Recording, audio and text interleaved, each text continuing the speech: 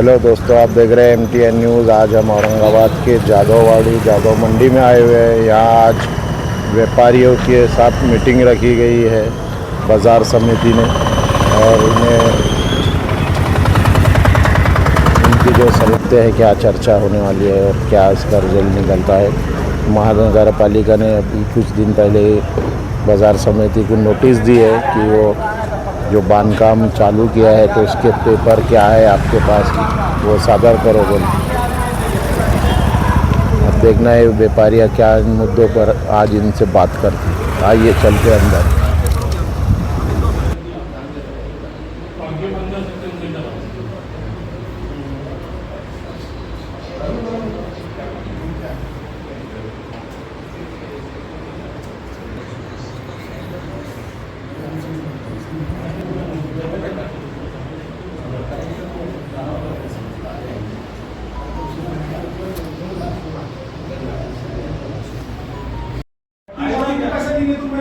जिसके लायसन ना तुमने अभी तक हमने 180 सर्व मिळून 704 दुकाने आहेत।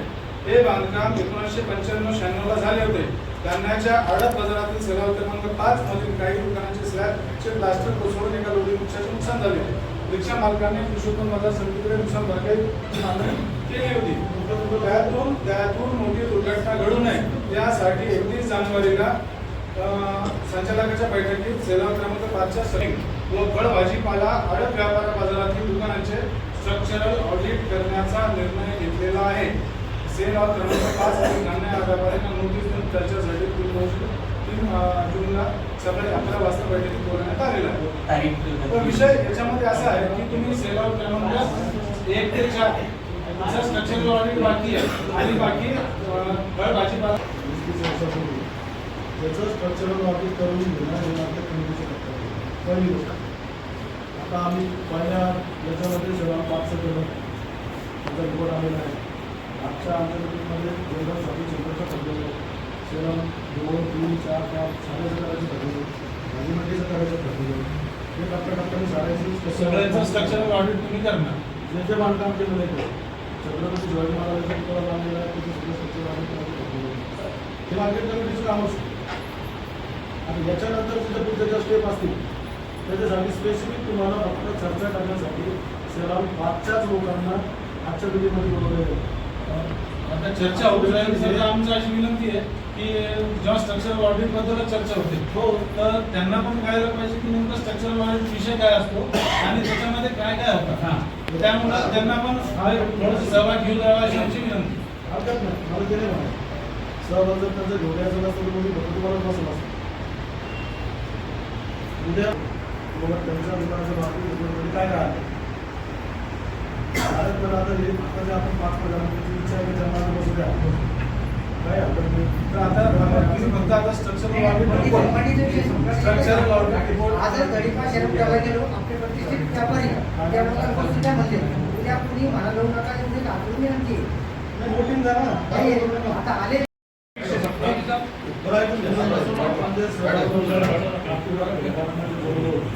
त्याच्यापैकी मी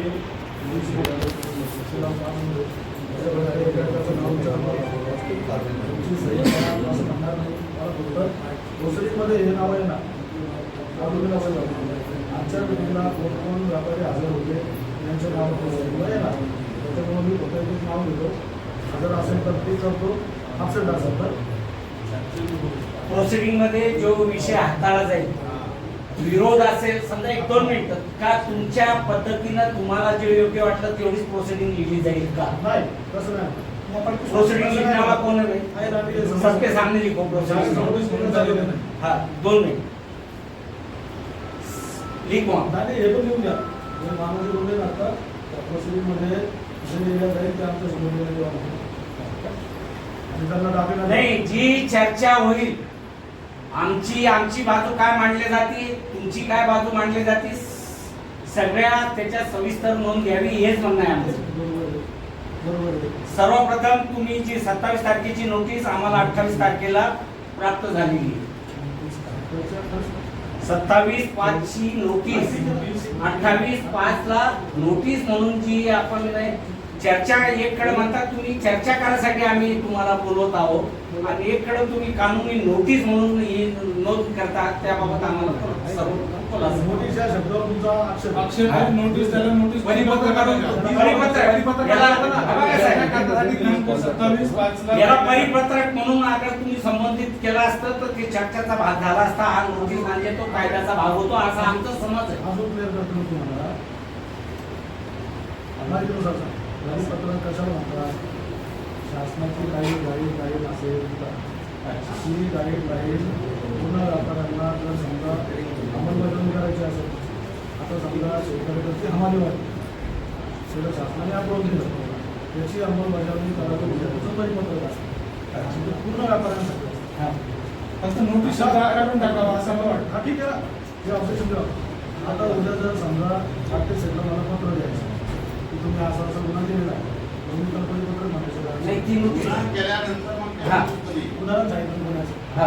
तर गुन्हा झाला ना तो नाही. ऐकून घ्या. आता गुन्हा आहे. नोटीस म्हणजे काय? खाली साहेब तुम्ही विगतवार खाली लिहिलंय आमचा तो विषय नाही आहे, आमच्या शीर्षकला विषय. तुम्ही आता सांगितलं ना समजा राकेश असोत संदीप पाड्या गुन्हा केला त्याला नोटीस काढणं हे नोटीसचं ते लाईन बरोबर आहे, पण ही नोटीस आहे म्हणजे तुम्ही काहीतरी चर्चा करायची आणि करणार का? संदर्भ म्हणजे आम्ही गुन्हा केला संदर्भ दिला जातो ना नंतर. संदर्भ टाकले संदर्भ आहे, सोच नाही माझा काय पण नोटीस काय नोटीस म्हणल्यावर आम्हाला वाटतं की तुमची स्टेप काहीतरी वेगळीच आहे. उपस्थिती दाखवायची, उपस्थिती दाखवायची. ह्या फर्मतर्फे प्रतिनिधी म्हणून लिहा. दुसरं काही ऑप्शन नाही. कसं आहे, उद्या तुम्ही असं म्हणायला नको बट्टी सेट आम्हाला दिसले नाही, तुम्ही त्याची उपस्थिती दाखवून अनुपस्थिती दाखवून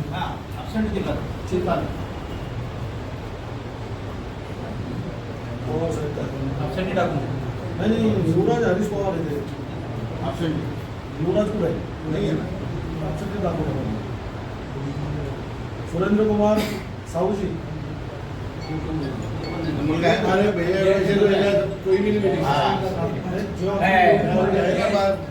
पेपरवर गेले जे हजर आहे तेच साहूजी नाही. उमेश आप्पा, जनराज शाह साहूजी, अविनाश जगन्नाथ सोहाणे, जाहिरात वगैरे देऊन एजन्सी काम करून सर्वांच्या एजन्सीवर आपण ते काम केलं होतं. त्या एजन्सीने त्यांची मशिनरी वगैरे वापरून स्ट्रक्चरल ऑडिट रिपोर्ट केलेला आहे. स्ट्रक्चरल ऑडिट रिपोर्टसाठी आपण त्यांना प्रत्यक्ष इतर चर्चेसाठी बोलवलेलं त्यांचं काम बोलायला चालू आहे. पण घेऊन जा, कारण त्यांनी काय काय त्याचे ते जे हे दिलेलं आहे ते सारे डिटेल्स त्यांना माहिती आहे, पण आपण काय टेक्निकल नाही. जनरली त्यांनी जो सर्टिफिकेट दिलेलं आहे त्याच्या बाबतीत ते आता ते सविस्तर माहिती तेच देतील तुम्हाला. तुमचे काय जे डाऊट्स वगैरे काही प्रश्न असतील तर तुम्ही विचारू शकता. प्रथम तुम्ही एकदा ऐकून घ्या बीमची काय परिस्थिती आहे, स्लॅबची काय परिस्थिती आहे, भिंतीची काय परिस्थिती आहे, या गोष्टी तुम्ही त्यांच्याकडनं प्रकारे ऐकून घ्या आणि नंतर मग सारं त्यांची ओळख इंट्रोडक्शन देतो. त्यांनी हा रिपोर्ट केलेला आहे. नमस्कार, माझं नाव निलेश पाटील. माझे फॉर्मचं नाव आहे सँट्रल इन्फॉर्मा. मी स्ट्रक्चरल ऑडिटर आहे गव्हर्नमेंट ऑथराइज स्टेट लेवल. त्याचबरोबर चार्टर्ड इंजिनियर आहे. MTech, ME, MBA एज्युकेशन आहे माझं. सरांकडनं माझ्याकडे इन्क्वायरी आली सगळ्यात पहिले की बिल्डिंगचं आधी इन्स्पेक्शन करा, व्हिज्युअल इन्स्पेक्शन. व्हिज्युअल इन्स्पेक्शनमध्ये काही गडबड वाटत असेल तर आपण स्ट्रक्चरल ऑडिटसाठी प्रोसीड करू. ज्यावेळेस माझ्या टीमची पाहणी झाली त्याच्यामध्ये काही गोष्टी थोड्याशा क्रिटिकल आढळल्या. सरांनी त्यांची कंप्लेंटही सांगितली जी पद्धतीने रिक्षावालीने काय कंप्लेंट केलेली, त्याच्यामुळे आम्ही तो स्ट्रक्चरल ऑडिटचा निर्णय घेतला की करावं लागणार. आता ज्या प्रकारे रिपोर्टची कॉपी आहे तुमच्याकडे तुम्ही एकदा सांगा नंतर मग त्यांचे प्रश्न कोणत्या पेपर कॉपी दिली नाही सरांकडे एकच कॉपी दिली प्रत्येकाला देणं अपेक्षित नाही आहे. प्रश्नावली मी आपण बाकी ते नंतर बघा हे एकदा समजून घ्या. त्याने नंतर परत ते काय सांगितलं तर आम्ही काय पाहणार का काय झालं म्हणून हे सगळ्यांना पाहणार का सगळ्यांना पाहणार नाही, काय नाही, प्रत्येकाला नाही देऊ शकत. नाही, नाही, नाही, दुसरा विषय विषय नाही तर मग काय विषय नाही तर मग काय? तुम्ही आम्हाला कॉपी देणार म्हणजे आम्हाला कॉपी तो देना जरूरी है। नाही, नहीं, कॉपी नहीं मिलेगी. नहीं ऐसा नहीं बोलने ये पड़ता। पत्रकार सर, आपने देखो आपने इतने लोगों को बुलाया जो एब्सेंट है उसकी एब्सेंटी डाले बराबर बराबर फिर जितने हाजिर है उनकी कॉपी बनाओ काही भी कॉपी नहीं. ये कॉपी आपने उनको देना चाहिए उन्होंने एप्लीकेशन दिए वो भी लिख दो सुनो. हाँ। प्रोसेस में ये भी लिखो प्रोसेस में लिखो ये कॉपी देण्यात येत नाही कॉपीची डिमांड केली तर सचिव साहेबांनी नाही सांगितलं वो भी लिखो प्रोसिडिंग मध्ये दिया है ये जो इन्होंने एप्लीकेशन दिया अरे मला हे सांगा आम्ही गुन्हा केला गुन्हेगाराला तुम्ही कॉपी देणार का नाही देणार शिरसाट साहेब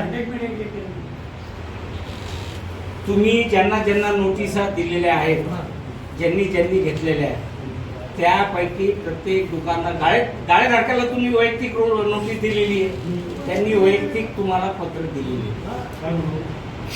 हेच सेम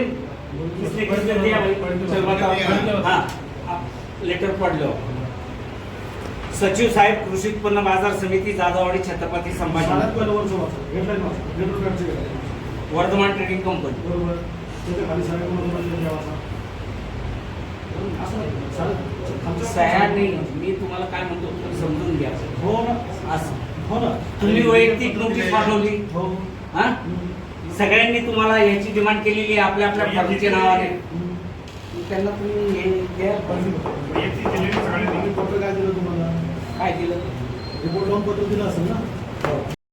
माझ्यासोबत इतरचा काय प्रश्न आहे हा अगर आम्ही सामूहिक पत्र तुम्हाला दिलं असतं तर मग तो मी ठीक आहे, ठीक आहे, मान्य आहे. तुम्ही सामायिक पत्र समजलं ते. नाही मी तुम्हाला ज्यांनी ज्यांनी अर्ज केले आहे, त्यांना ते रिपोर्ट द्या.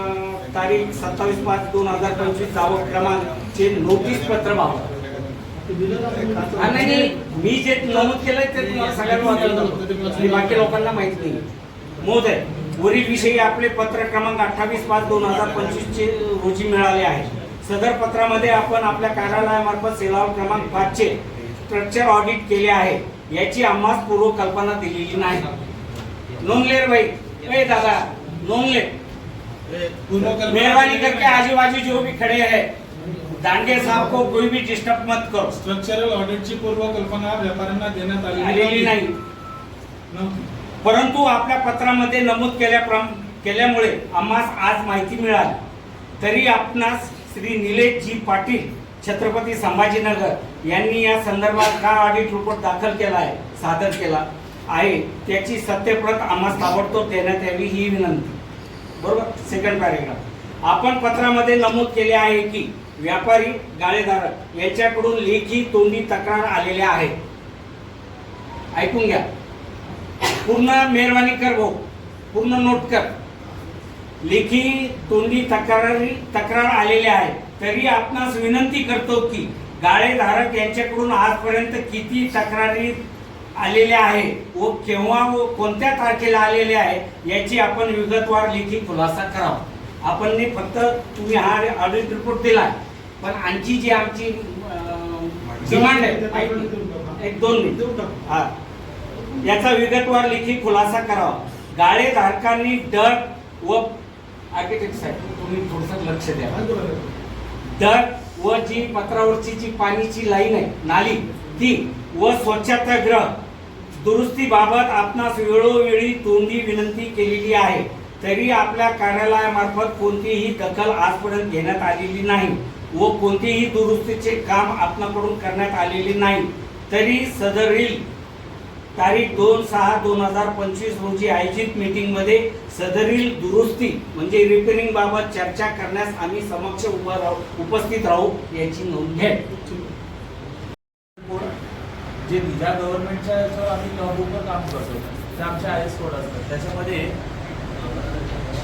Indian standard code 516 part 5 section 134 ultrasonic pulse velocity म्हणून असते carbonation test rebound hammer test 3 टाईपच्या टेस्ट आणि त्यांचे सगळ्यांचा परफॉर्मन्स कशावर असणार आमचा IS 456 कॉन्क्रीटवर इथपर्यंत काही अडचण नाही कुठून रेफरन्स घेतला ठीक आहे पुढे बघा त्याच्यामध्ये इमेजेसमध्ये काही त्याचे टेबल्स मेन्शन केलेले आहेत त्या टेबल्समध्ये ऑर्डिनरी कॉन्क्रीट, स्टँडर्ड कॉन्क्रीट, त्याची ग्रेड. मागे त्यांचं असतं. आता जे कॉन्क्रीटचं काम झालेलं आहे तुमचं, ऑर्डिनरी कॉन्क्रीटचं काम झालेलं आहे, त्याचं ग्रेड मिनिमम M20 असायला पाहिजे.